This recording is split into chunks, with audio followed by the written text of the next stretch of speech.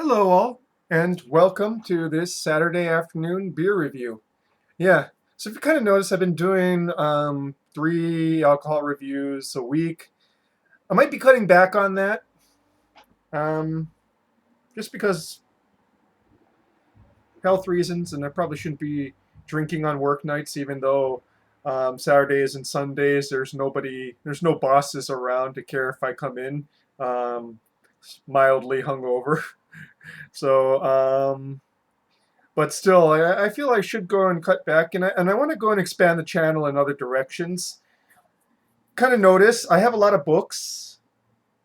Until fairly recently, books were a major part of my life, and I'd like to get back into seriously reading again. And I might start doing book reviews. And I know that's not what the vast majority of people here are for, but trust me, I'm going to note it in the video thing, so you can go and skip over those if you only want to watch alcohol review videos. But yeah, I just want to go and expand myself and just cut back on the drinking a little bit. There's one. This is growing, and I'm in my 40s. I can't do this like this forever. But for now, it is September, and that means it is my favorite time because autumn beers are my favorite beers. Well, at least they were in the past when people still really did seasonal beers. Now it just seems to be like all hazy IPAs and hard seltzers all year round. But some few breweries are still putting out seasonal beers that are thematically. Elysium's still putting out their pumpkin ale box set, and of course, Sam Adams is doing their Marzen, their Oaktoberfest Marzen, and I'm probably going to get around to that one because I don't think I've reviewed it fairly recently. So yeah, it always begs being reviewed because it is such a good Marzen for an American produced one. But yeah, there's not much choice. When I went to Tamura's and I also looked at Foodland, there's really only about three Marzen slash Oktoberfest seasonal releases out right now, and this is one of them. One of them being, of course, Sam Adams, which I previously mentioned, and the other is Breckenridge, but they're not putting out a sixer. They're putting out like a keg style barrel. And I'm sorry, drinking, it's one of those things where it's like where you pop it open, you better finish it because you're going to have a whole bunch of flat beer if you don't finish it. So yeah, I still might go for it, but that's going to be a day where I just pretty much write off to like starting that gallon keg from like 11 o'clock in the morning and hoping to finish it by like 7 o'clock at night.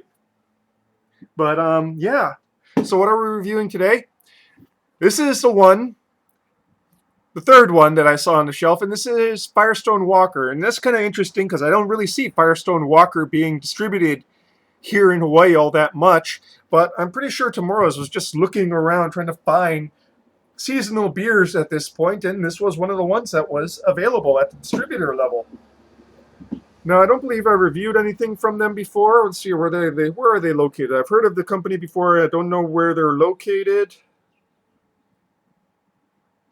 Firestone Walker Brewing Company.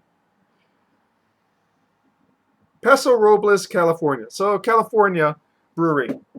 And this is called Oaktoberfest because it is an oak-aged Marzen. We're just calling it an oak-aged lager here, but it is a Marzen. This is 5.2 ABV, so fairly on the light side for a Marzen. And actually, let me go and check something really quickly here. Yeah, so it is classified as a Marzen on Beer Advocate. So yes, it is a Marzen.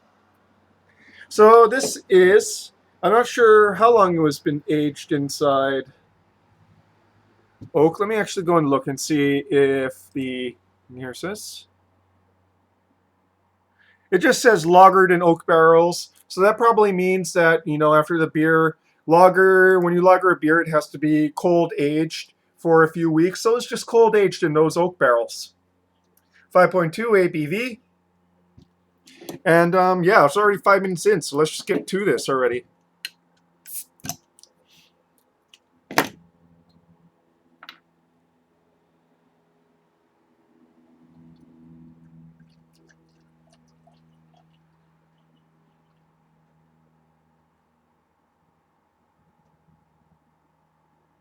Ah, perfect pour. About a finger's and a half worth of head. A nice, I would say orange amber color. Perfectly clear, nicely carbonated, with a off-white to beige head. Ooh.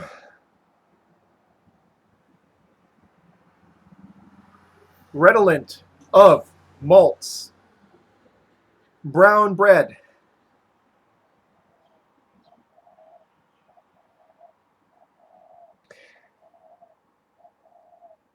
cereal grains,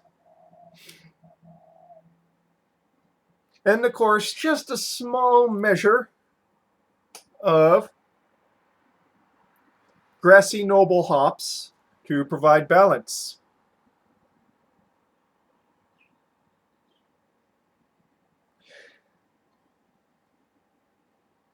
There is a very, very slight off note to the nose that, thankfully, when I pre-tested this, and I did pre-test 3 of them because it was quite good. Spoiler alert, I guess. You know, there's a slight metallic off note to the nose, very slight. And, you know, since it doesn't show up on the palate, I gave it a pass. But overall, just nice brown bread notes, cereal grain notes. Mm. And let's just get this onto the palate now, shall we?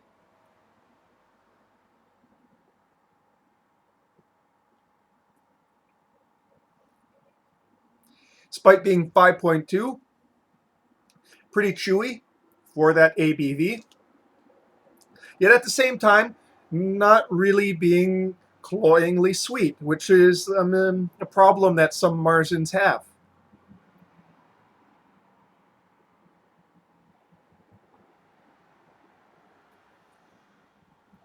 Up front,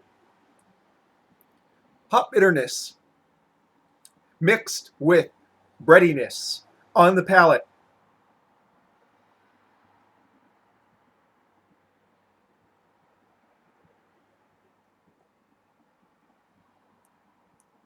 Breadiness transitions into toastiness in the mids, so it gets a more of a toasted aspect to it.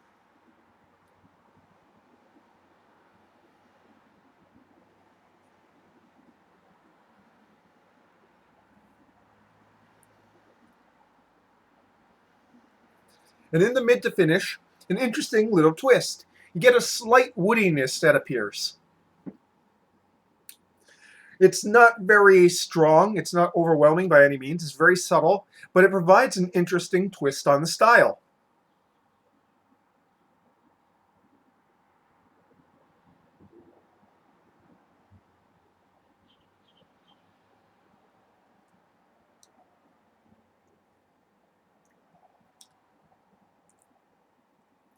Finishes clean on the palate.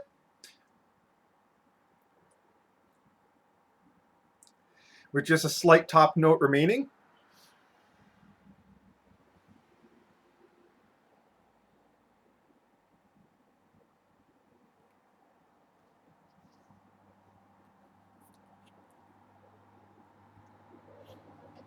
And the top note, while it's in the mouth, is of toasty bread.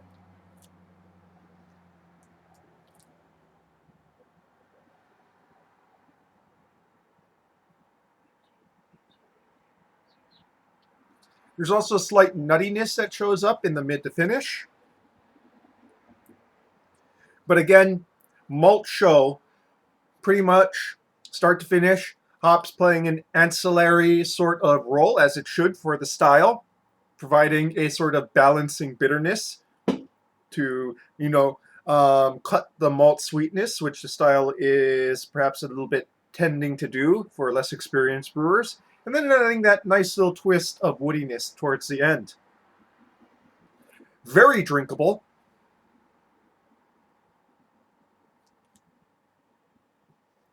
I quite enjoy this. Some people might find it a bit too dry for their liking for the style. But for me, this is just very well done on the palate. And the nose, like I said, has that slight flaw to it, that slight metallic tone to it. And the nose is also fairly muted. But once you get it on the palate, you just get you're just facing a great beer with a little interesting twist there, which is, exactly what I'm looking for in my beer drinking experiences now.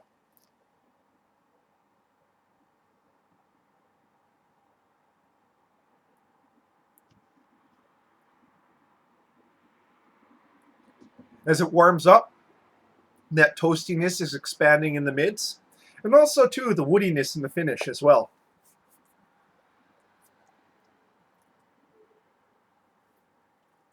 At 5.2, you could put away a few of these, and you probably want to, honestly.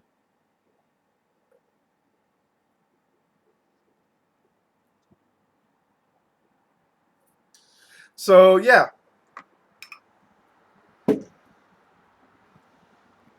Firestone, Oaktoberfest.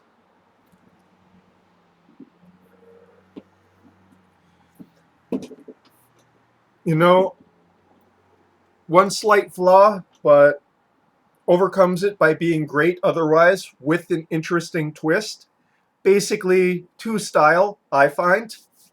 And a great thing to go and try during this Oktoberfest season. Probably would pair very well with, the traditional Oktoberfest foods. Which kind of leads me into that little minor rant I had beforehand. Guys, other brewers, bring back these seasonals, man. We don't need IPAs all day, every day. And God forbid, we don't need milkshake IPAs. I've had like them twice, once reviewed. Oh, it's like we're just getting more and more gimmicky. Let's go back to solid traditional beer styles, folks. You know? And let's go back to variety. Let's have Kolsch's in spring. Let's have Pilsners in the summer. Let's have Marzens in fall. And let's have spiced beers and warmers in the winter. Or, change it up a bit at least.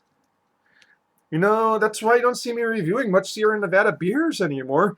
They've hopped on that hazy IPA train full blast. Same with New Belgium.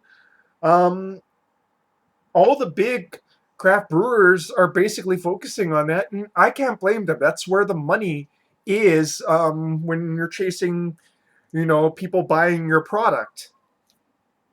And it's sad to see a lot of the people trying to practice, more traditional styles, put out more traditional styles, suffer and or give up on it. And I have a prediction. As you know, the economy is kind of tanking, and craft beer world is kind of collapsing. It's having signs of being. It's going to be hit pretty bad by the economic collapse that's on the horizon for anyone who's not in massive denial at this point. And I think that the folks who will survive this contraction in the industry will be the ones who are dedicated to traditional beer styles. And I'm not saying they're never going to put out a hazy IPA or a West Coast style IPA. And IPAs belong on the roster. Every company should have at least one or two of different styles. But nothing but IPAs? Come on, guys.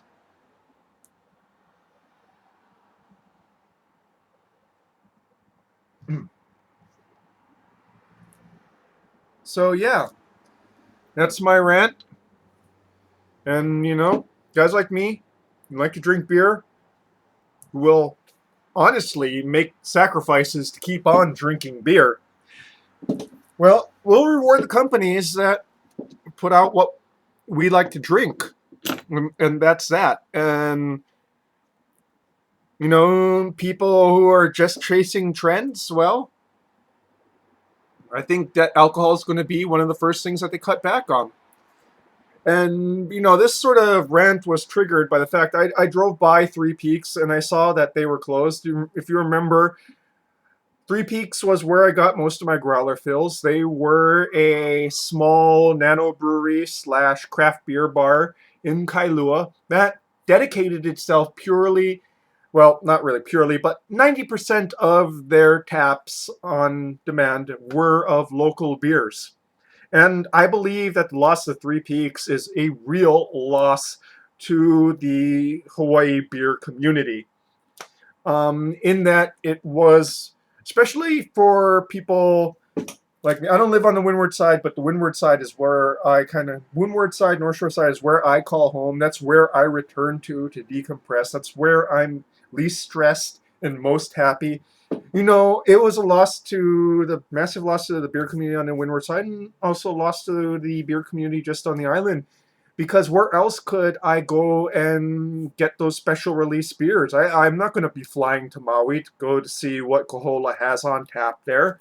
And I'm not going to be, fighting traffic downtown to find parking to go and drink beer at one of the craft beer bars in, Chinatown or Kaka'ako because, you know, I don't have the money for that. Literally, I just don't. And it's sad to see those things happen, but that is what's happening in Hawaii. That's what's happening nationwide. And I'm hoping that all the people in the beer industry are just preparing for that tightening of the belt, as it were. And as am I, honestly, because this belt is a little bit too tight right now. I'm just shaking my beer gut, shaking my beer gut. And that, folks, is your beer review and related rant, for this afternoon. Prost.